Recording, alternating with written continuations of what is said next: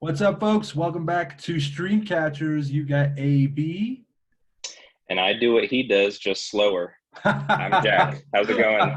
It's great, man. How are you?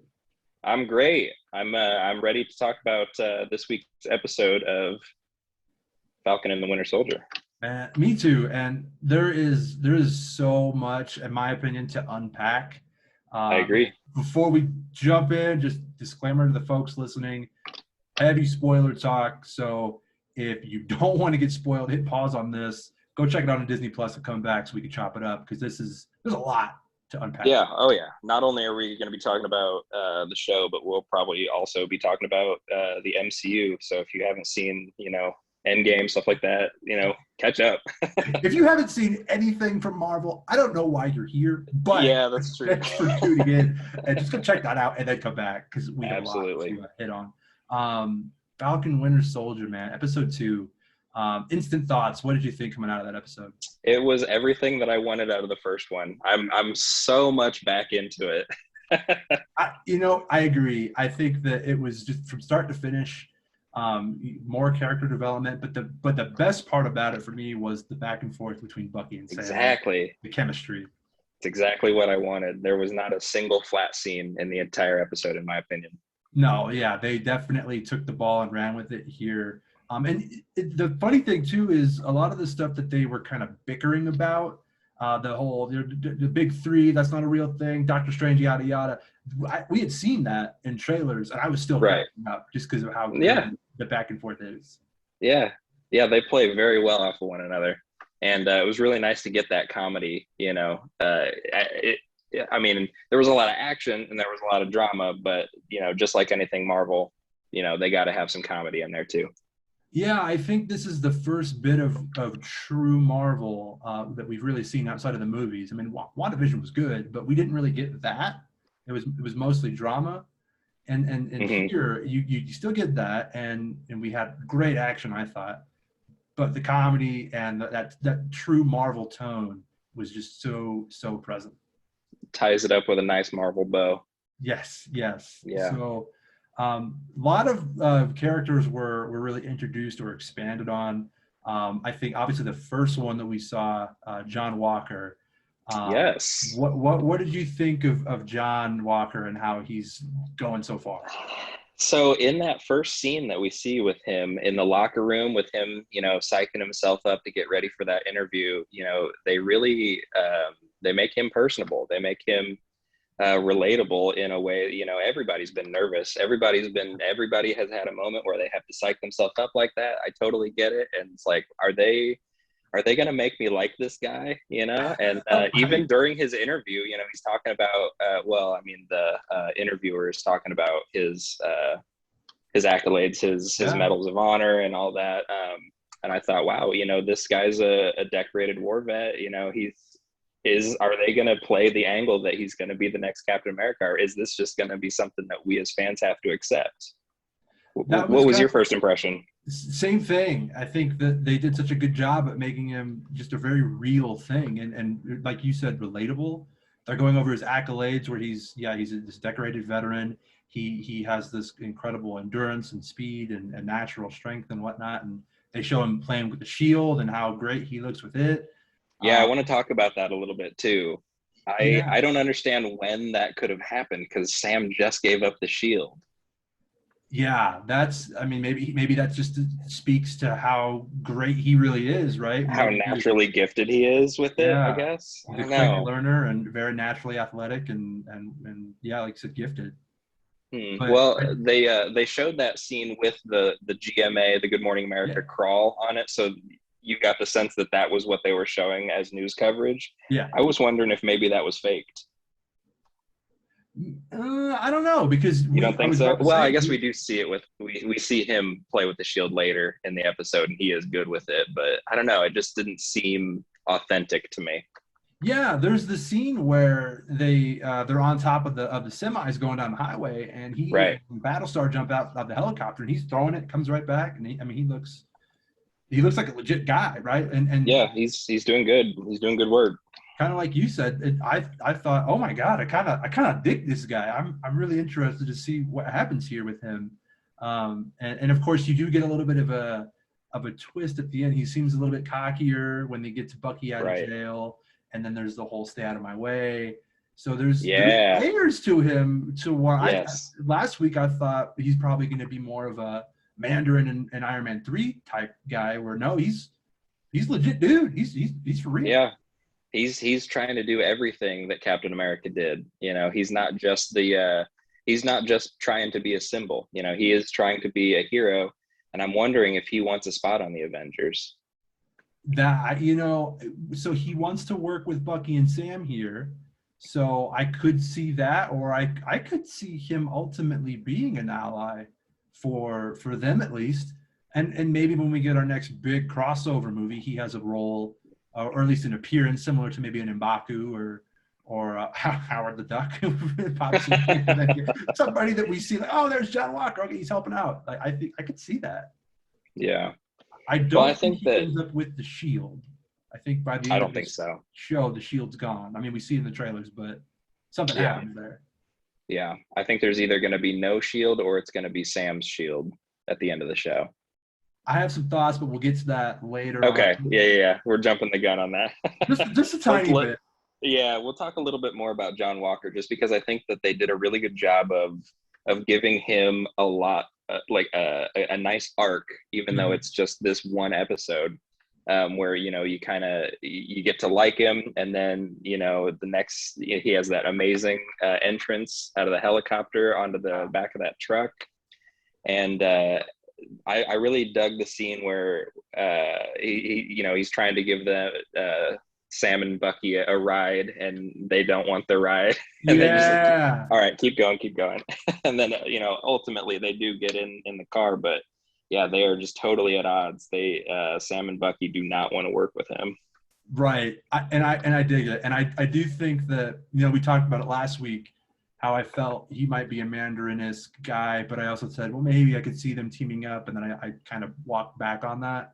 I could see the finale, the four of them, and maybe somebody else we'll get to in a bit, taking on the Flag Smashers.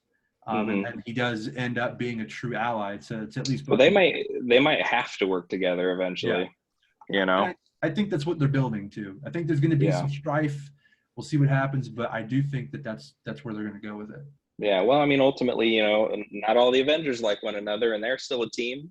Right. I mean, we saw it in Civil War, and hey, we haven't met yet. I'm Clint. I don't care. And then Endgame, Clint, give me the gauntlet. Yeah, exactly. Yeah. So I was very iffy on him end of episode 1, but coming out of episode 2, I am very interested to see what happens with John Walker. I really, really liked how hard Bucky laid into the new Captain America and Battlestar. I really liked the grenade line. Have you ever thrown yourself on a grenade? Oh yeah, dude, I do it all the time. I got this helmet. It's like, dude, screw you. That is not what he meant at all. I mean, his thing, right? There's like a little bit of a buying into his hype there in a way. Whereas like it's very contrasting to Steve Rogers, who was like the most humble, noble guy, and now you have a guy who's trying his best. You can tell he's trying his best, but there's still a little bit of but it feels like he's playing a character. He's not being himself, you know. I think that there's something to him that hits me wrong, and it's not because he's the new Captain America, you know. It's not because he's trying to be, you know, something that he's not. It's just, I don't know, there's something off about him. Well, because when you look, you compare the two, Steve and Walker. Steve was this scrawny kid that was nerdy, not good with women, gets picked on, wanted to join the army, couldn't, and was always pushed aside. Played, you know, he was Bucky's shadow and all that.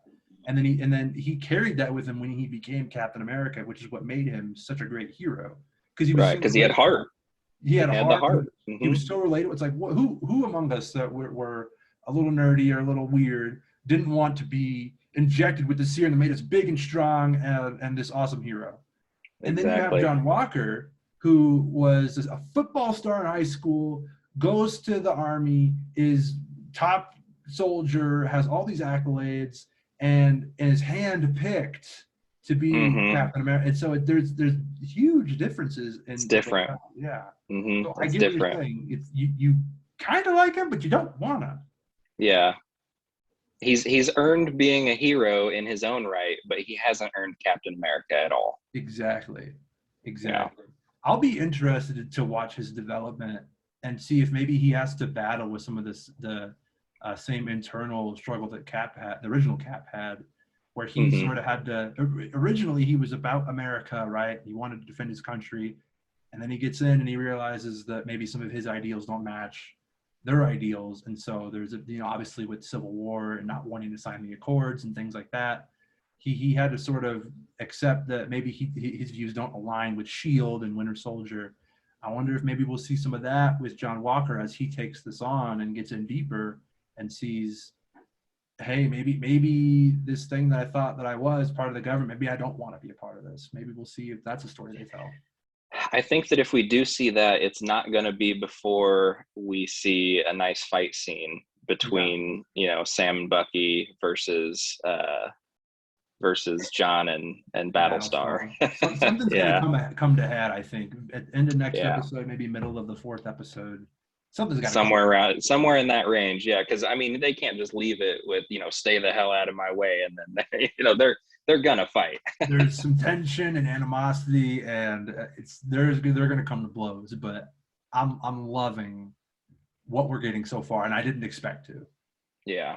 No, I agree. I didn't, after the first one, I didn't know if we were going to get a whole lot more in the second one. I thought maybe I thought that it would be as slow paced as the first one, and it wasn't. It was a thrill ride the entire episode. They're really getting going now. Absolutely. Real quick to touch on Battlestar as well. Yeah.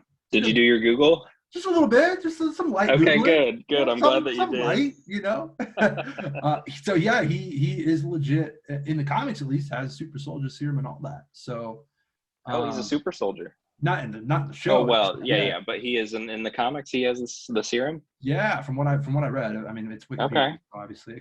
Sure. Yeah. Asterisk. Yeah, but so he is a legit hero. I mean, at least not on the level of a Captain America, right? Obviously, but. He does have a role, and so I wonder if we're going to see anything like that. Maybe there is, maybe kind of like I alluded to John Walker, maybe finding out maybe his ideals don't match what the governments do, but maybe Battlestars do, and maybe he ends up, maybe they don't stay friends for the duration of it. I don't know. Maybe we'll get John Walker on Sam and Bucky's side, and Battlestar will be the new symbol. Maybe that'd be kind of interesting. I don't know though. I think we need to see more from Battlestar before I can really make a true prediction. I agree. Spitballing here, but maybe that's a thing they can explore as well. Yeah, this episode definitely focused its character building on John Walker. Mm-hmm. Yeah, and it was great for it. I appreciated them doing that. Oh, for sure. So we learned a little bit more about the Flag Smashers. Yes, they have a little bit more of a Robin Hood angle, stealing vaccines and distributing them to unfortunate returners from the blip in Eastern Europe, I think is what they said. Because they were leaving Slovakia, right? Bratislava. That was where the one guy at the end sort of sacrifices himself. Right. Yeah, that whole deal. I'm really curious to see where they go with the Flag Smashers, because it seems like, as you said, it seems like there's a morality thing there where they obviously that's the true motive of the villain is they think that they're right even if they're going about it the wrong way. But I don't know if they're I don't know if by the end of the show they're going to end up being the number one villain. That is what I was going to say. That's what I was going to say, because we already have a leader of the Flag Smashers, and I think that was a little premature. I think that was a little early to find out their leader and their motivations and stuff. I think that you're right. I think that we're going to get something bigger and better. Yeah, because the girl, and her name was a little bit harder to remember. Karli Morgenthau. I wrote it down because I knew I was going to forget it. I'm glad you did. She. Yep. I think based on a Karl Morgenthau from the comics. Okay. Who is has interactions with Cap, Steve Rogers, and I think is more of a I don't want to keep going because I'm forgetting my Googling, but I think Okay. that there's like a morality issue there between the two, where she, similar to what we're getting now, right? Where she thinks she's doing the right thing, but not necessarily. And there's a bit of a butting of heads on how they should go about getting things done. I think that's really the gist of what I saw. But I probably need to do better research before I expand on that. I get you. The only thing that I have left for her is that she was getting texts from an unknown number, death threats for stealing the vaccines, right? I think Was that it was what it the was? vaccines. I think it was. Or Okay. it said something along the lines of, "I know what you stole from me. You know, I will find you and kill you." So something like that. Right. So there's another person sort of waiting in the wings that it might be the true. Maybe that's. Well, I thought maybe it would be U.S. government, a U.S. government contact, and maybe she was part of the U.S. government and decided to branch off and do her own thing with the Flag Smashers. I don't know, just a theory, a Okay. very flimsy theory, but I don't Okay. know. Probably I was reading way too much into it. I was I don't know if I've just missed something there, but yeah, well, it'll be a story to watch for, right? Because that's Yeah, it's a little clue that's really early on in the show. So obviously there's going to be some follow up to that, and that was one of the last thing we see is they get away with the vaccines. So right. that will be something. Do you think it could potentially be Zemo? I mean, we do know he eventually gets out of prison, so I don't know how he could be texting from prison. I don't know. I it's don't know. that's It didn't seem to me in Winter Soldier, or I'm sorry, not Winter Soldier, in Civil War that Zemo had many contacts, that he was kind of working solo.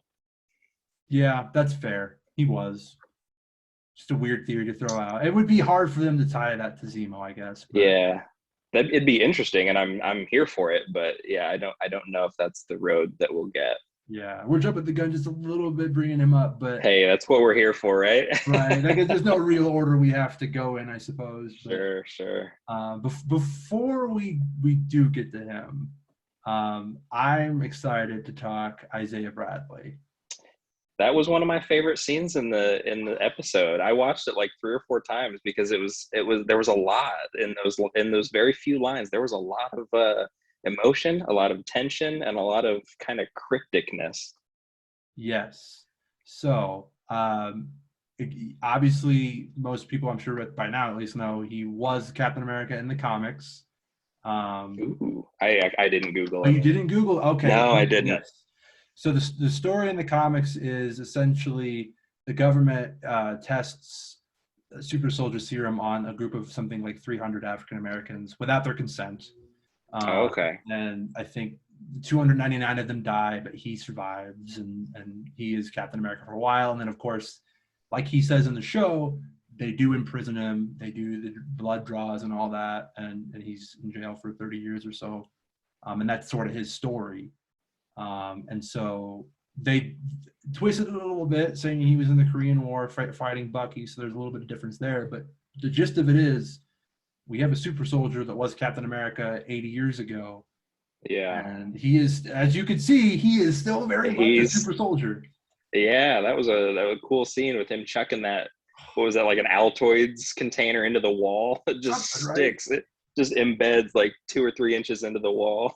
And Sam, you can tell he slowly starts to realize what's going on. And Hmm. I agree. That was a powerful scene. Yeah, I Um, would have loved to see a flashback scene of Isaiah and Bucky fighting in the Korean War. don't rule that out in a few episodes though, right? I Ah, mean, I fingers crossed. Fingers yeah, crossed. yeah. So when I mentioned earlier where we might see the Battlestar John Walker and Sam and Bucky team up with a potential other person, I would love to see a little bit of action from Isaiah Bradley as well. Well, I don't want to crush your dreams, but I did check on IMDb. He's only credited with one episode. Is he? Darn. Yeah, I know. I really liked him. That's why I checked. Okay. Well, you never know, right? I mean, we'll see what happens. And if that was just that one moment and scene, that is good enough, and we'll see what they do with it. But so we talked about the shield and who ends up with it. I think by the end of the series, it will be Sam. But I think at some point, the kid that answered the door for Isaiah, he's credited as Eli Bradley, who in the Okay. comics is Patriot. God, Part you of the Googled him too? Yes. And Thank I you for think, doing so many Googles. and I think at some point in the MCU, he will have the shield and he will be Patriot. Because it seems like they are going for a Young Avengers approach, and we're getting a little bit of that coming from here as well. Okay. I'd be here for that. I mean, that sounds interesting enough, you know? Because when you look at it, the Hawkeye show that's coming out is going to focus on his daughter. Yeah. They recasted Cassie Lang, so they're going to have a younger or a different version of Cassie Lang for Quantumania. Maybe she gets a suit of her own. It does take on a ant person type character in the comics. Sure. Miss America, who I'm not like super privy on, is going to be introduced in Doctor Strange next year.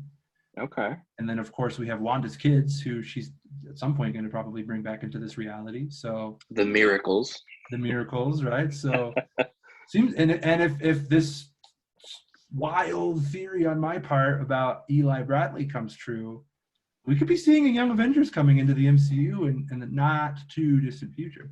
So in your best fan cast, who would you have leading these Young Avengers? I think it's got to be Eli, right? Like it's got to be. I think it should be Spider-Man. Oh, okay. All right. Yeah.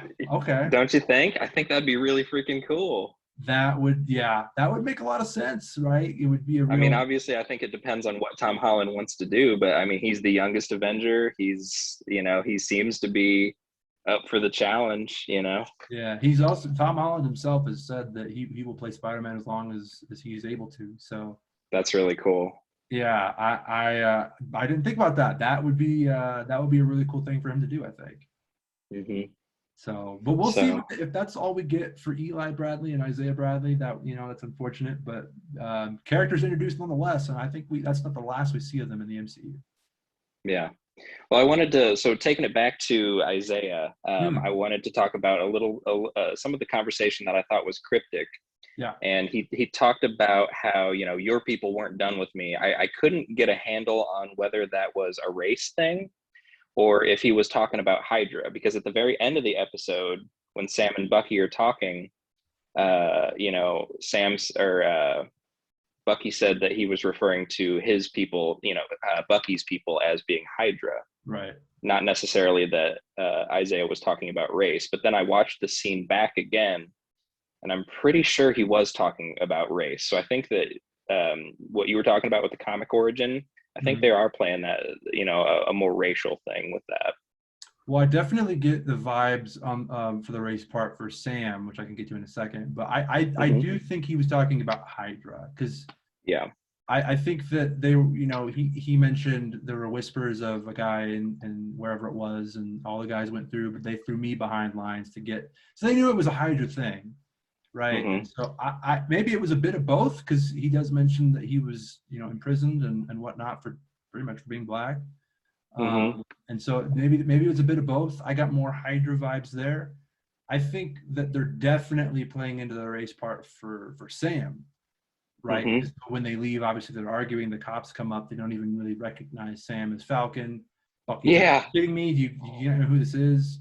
And that one cop had to go, "Hey, boss, these guys are Avengers." Right? Yeah. Like, no kidding. And when we get towards the therapy scene where Sam says, you and Steve will never understand why I didn't become Captain America. And he also noticed how pissed Sam was walking out of there. You didn't tell me there was a black Captain America. Like, that's, and so I think we're starting to get that Sam turned the shield down because he didn't think America was ready for a black Captain America, I hadn't thought of that. Which is what happened in the comics. He took it on for so long, and then he and the government felt that America wasn't ready for a black Captain America. Interesting. Yeah. I had not thought about that. Yeah, and that's just my interpretation. I think that's kind of what they're going to get to is you had Steve was the ultimate, what the 1940s America would have wanted in a leading symbol, this clean-cut, buff white guy. And it had been that symbol for so long. and then now all of a sudden the very next one's going to be a black guy. Maybe he felt that America wasn't ready for that. I wonder if you're right. I wonder if we'll see them talk about that in the future. Yeah, so I don't think you're wrong in catching the racial vibes from that specific scene alone, at least, because they're definitely going to explore that for sure, I think. Yeah. There's one more thing that I want to talk about Isaiah. I had a lot of notes for Isaiah. That scene was just perfect. I loved it so much. So Isaiah was an American super soldier made by he got the serum from the U.S. government. Mm-hmm. So if they successfully made him, what do you think I think logic leads us to maybe think that they perfected the super soldier serum, maybe. I mean, so he said 51, so that would have been 70 years ago they had a successful super soldier. Yeah, maybe the Flag Smashers were our ex-US military. I could see that. I could definitely see that. And obviously there's got to be some explanation for how they became super soldiers, and I think that is a really good explanation. The only thing I'm thinking is, why didn't they use it more often in the time between, right? Because that was their whole thing about Hulk was he was trying to recreate a super soldier serum, but that was it. That it went wrong, and the gamma and all that. Oh, that's true. That's how he became. So like, how did they not use it in between, unless they just felt, hey, we're not ready for this yet? Now, help my memory though. Was Dr. Banner's experiments, was that government funded or sanctioned? It has been so long since I've seen the whole. Yeah, see, that's what I know that Thunderbolt Ross is military, but I don't remember if the gamma radiation experiments were under his supervision. I don't remember what role he had with that. I don't remember, and I can't even really remember where I caught that line. If it was in Avengers itself, when they said that Banner was trying to recreate the super soldier serum. Because now I can't even remember where I heard that. No, but I'm pretty sure you're right. I think that's just MCU lore. I think that's what happened. Is that just the thing? Okay. I think so. Now you're making me doubt it. All right. I can't believe that episode 2 of Falcon and the Winter Soldier is making us want to watch Hulk of all things for a little bit of backstory. But yeah, I mean, that would be interesting. I would have to rewatch Hulk to get a better sense of that. Now I kind of want to. Damn it. Yeah. Too bad. That's all right. But yeah, I do think that's a really strong theory that they are ex-military, because they are definitely also trained in fighting. If you gave me a super soldier serum right now, I still couldn't fight like a fight, right? I wouldn't know what I was doing. I would be relying on strength alone. So they do look like they're trained, and that could also just be it's a show and they just wanted it to be convenient, but. I don't think so. But maybe they're ex-military and they were an experiment or ex-Hydra. That would make sense. Well, because that was the whole thing in Civil War too, right? Where they thought there were other super soldiers. So that was the original reason they were going to the island, was to stop the super soldiers from being awakened. And then of course they get there. They're all dead. Mm-hmm. That's right. Yeah, I always forget that because that airport scene is fire. But then your brain is like, oh my god. Yeah. The whole reason they went to the airport was so that the 6 or however many of them could go and stop the super soldiers. Yeah, that is funny you say that, because that's exactly the mood that I get in after that fight. It's like, oh man, there's more to this third act. Right. Yeah. You when you watch it, you think, oh, they just knew they were going to be there and they wanted an epic fight, and that's what they're here for. But no, it's a whole different thing. you become a child again, watching with your eyes open, and it's just like, wow. Every time Ant-Man blows up, you're like, oh my god, this is amazing. Yeah, exactly. That's so funny.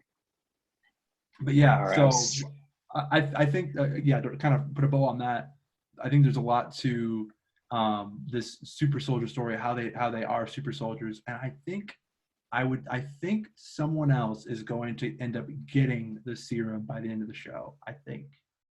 I Hmm. could see another super soldier sword. I think it's Battlestar. I'm just gonna say it. I was thinking that. I was thinking that. I think Battlestar somehow ends up getting the super soldier serum, and whatever happens with that, who knows? But Yeah, I think that ultimately, if we do go that route, if Battlestar gets the super soldier serum, I think that he will be both a bad guy and U.S. government yeah, or U.S. Military. Yeah, yeah, like a Haywood or whatever kind of guy. exactly, exactly like that. Yeah. So we'll see. Another interesting piece of plot to follow along with. Yep, yep. I'm very much looking forward to.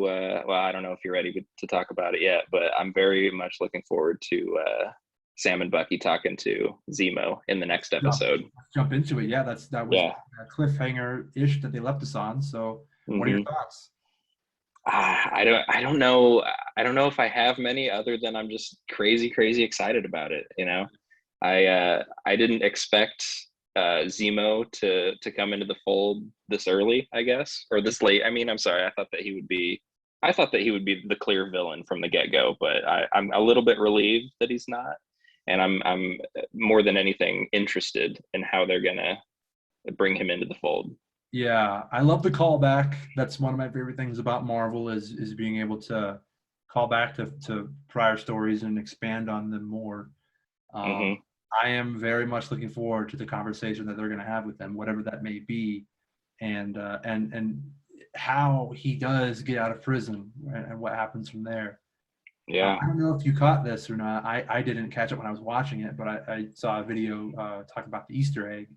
When they show the footage of him in prison, he's in cell block 2187, which is the same cell block that Princess Leia is in on the Death Star. What? New Hope. Yeah.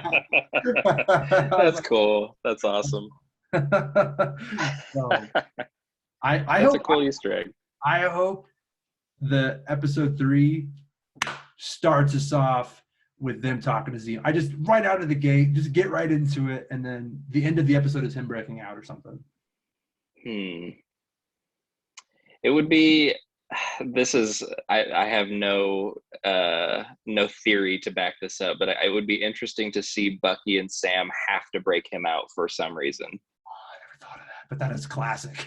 I mean, yeah, isn't it? I Classic. don't know how they would get there, but that would be an interesting turn if they could make that work. What if I'm he is like a reluctant ally, and then of course he stabs him in the back, and now he's on the loose. Yeah, maybe. Well, okay, so let's tie in a different theory to back this up. What if whoever's texting Carly is working for Zemo and Zemo wants her dead? And so they have to team up with Zemo to take the Flag Smashers down. Yeah, that's what I'm saying. See, then my only question is, where does Sharon Carter come in? Oh, wow. We haven't even, yeah, that's right. We don't have her yet. She gets mentioned I don't very know. Maybe as the voice of reason because well. all of this is ridiculous. Maybe right, yeah. We're just completely dispelling our wild Yeah. She, Yeah. I don't know. everything we've seen so far of her in the trailer, she looks like an absolute badass. Oh, yeah. You know she could fight anyway from both Winter Soldier and Civil War, or at least Winter Soldier. But yeah, I'll be really curious to see how because obviously she's in the wind, right? She's been blacklisted or whatever they said by the government for turning over Cap and Sam and Bucky's equipment over to them. So Hmm. how do they find her? Where does she come into play? And man, what else happens with that? I don't know, but if she's in the wind, I'm sure that Sam's the only one that knows her whereabouts. Gotta be right because both Yeah. So Scarlet are I gone. think that when she comes into the fold, I think it's going to be because Sam contacts her. I mean, that's what my money would be on. Yeah, yeah, we'll see. I mean, we tried to predict how Bucky and Sam get together, and it was a lot simpler than what we thought it I would. know, right? Why'd you give away the shield? Yeah, but it made sense. It made sense. Yeah, Yeah. it did, yeah. Yeah. So yeah, and Bucky was pissed about that, and that's when they finally got to the bottom of it in that therapy session, he brings it to if Steve was wrong about Sam, Bucky's afraid that Steve was wrong about Bucky. He doubts his character. What do you think about that? Yeah, I like that a lot. Nice another little layer there for him and his character, and I've really been enjoying his arc so far. Of first, he's obviously dealing with the weight of all of the things he did as the Winter Soldier. You Mm-hmm. see how hard that's impacting him, especially with his friend, the other guy from episode 1, and now of Mm-hmm. course you're seeing why he is so upset with Sam as the episode goes on. The shield wasn't just a tool, a weapon, a really useful item. It truly was a symbol, and it being Steve's most obvious huge possession that Everything he stood for was the line. Yeah. everything he stood for, and he gives it to Sam, and Sam just gives it away. And to Bucky, obviously, we learned that it wasn't the easiest thing for him to do. But to Bucky, it's like you just gave it away, like Yeah. it's a banana. You just handed it out to him, and Mm-hmm. and yeah, and so seeing how he's like, man, am I? That's what he's dealing with most is the Yeah. weight of what he did, and he's trying to come to terms with it. He's trying to redeem himself, and now he's like, am I even redeemable? Am I just going to go back to this? Yeah. So yeah, well, it's interesting. And he's got a lot of hate for John Walker. I can't wait to see him fight. I really hope we get to see a really good, satisfying fight in the next couple episodes. Yeah, and that's the thing too, is because there's nothing special about John White. He's compared to myself, he's a premier Sure. human, but compared to the rest of the team, right, Yeah, Avenger level. Yeah. he's basically like Black Widow, right? He's just a guy that can fight really well. But going up Mm-hmm. against a super soldier, it's like, what the Oh fuck? yeah, he gets his ass kicked for sure. Yeah. So I don't know. I'm wondering if maybe he and Battlestar both don't get the serum. That'd be interesting too. I don't know. I guess that's up to the U.S. government, right? Because they're they're the supply of super soldier serum right now. We got it on deck, and Yeah. very selective on who gets it. That's what it seems like when we're, Googling all these characters, like, oh, he was a super soldier. He Right. was a super soldier. They went up against all these super soldiers. Right. And we could just be looking into that because, just because it was in the comics doesn't mean it's going to be in the show. True. Somebody may not get a serum, and whatever to that, right? That would be whatever. But I guess I feel like if the government was going to give him the serum, they would have done it already. Yeah. Before. Yeah. They probably would have done it already. So maybe they don't have it anymore, right? Maybe they only had a small supply, and you're right. And the Flag Smashers were military, and they got the last bit of it or something. I don't know.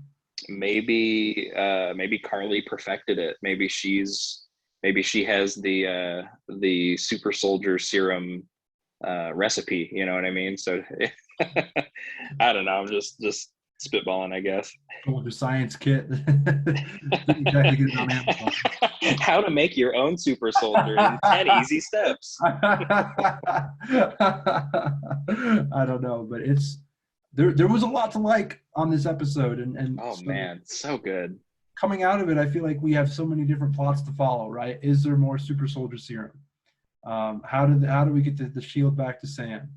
How does Zemo get out of prison? What happens with the Flagsman? Are they the true villains, or is there another villain in the waiting in the wings, so to speak? Yeah, we haven't even been introduced to yet. There's just so much more to like, and I'm just loving this show so far. Yeah. This episode is going to make this week seem a lot longer because I really, really want to get to episode 3. Yeah. It's getting to the point now that's the only issue I have with these Marvel shows is we're so conditioned to get a full story-ish in a movie where you have a beginning, middle, and end, and obviously there's always usually a little bit of something to watch for in the next film, but we get resolution at least. Whereas with these, they're ending on a cliffhanger where you're like, no, I want to see all of it. I want to know what happens next. Don't do this to me. It's like, yeah, it's a little dramatic, but I really, really like it. I don't know about you. I like it a lot. Just much the same way that I was excited every Friday for Mandalorian when it was on. I'm super excited for, I was super excited for each new episode of WandaVision, much the same way I'm super excited for each episode of Falcon and the Winter Soldier. Definitely. This feels like the best bit of Marvel we've had since Spider-Man, which feels like years and years ago, even though. Oh man, yeah. With 2020 feels like a decade ago. Yeah, exactly. Yeah. So it feels good to get more MCU, and it feels good to have it be as good as the movies. I was gonna say I'm super relieved that the stuff on the small screen is just as good as the stuff on the big screen anymore. Disney Plus is pumping out some really, really good content. Yeah. And if the future is anything like this, I mean, it's when you think about Low-Key in a few months, and Yes, and can't Miss wait. Marvel and all the other shows they're gonna have. She-Hulk and Moon Knight. If they're like this, man, just inject it into my veins, man. Just Yeah. I want it all. I'm ready. Well, I've covered all my notes. How you doing, buddy? Yeah, I think that was about it. I mean, we got through a lot of it. There was a lot to talk about for a show that was only about 43 minutes. So. Oh, I know, right? I feel like our episode is going to be longer than theirs. Right. So I think that pretty much wraps it up for this episode. So then next week, episode 3, we'll see what happens with the stories that they laid out, and more character development, and hopefully more buddy cop brilliance with. Yes. It's the best. All right, man. Right on. Well, folks, thanks for listening. We really appreciate it. Make sure you hit subscribe on all the platforms and leave us a review on iTunes if you can. I think we're on there by now. So, and Cool. we'll just catch you guys next week. All right. Talk to you later. Peace.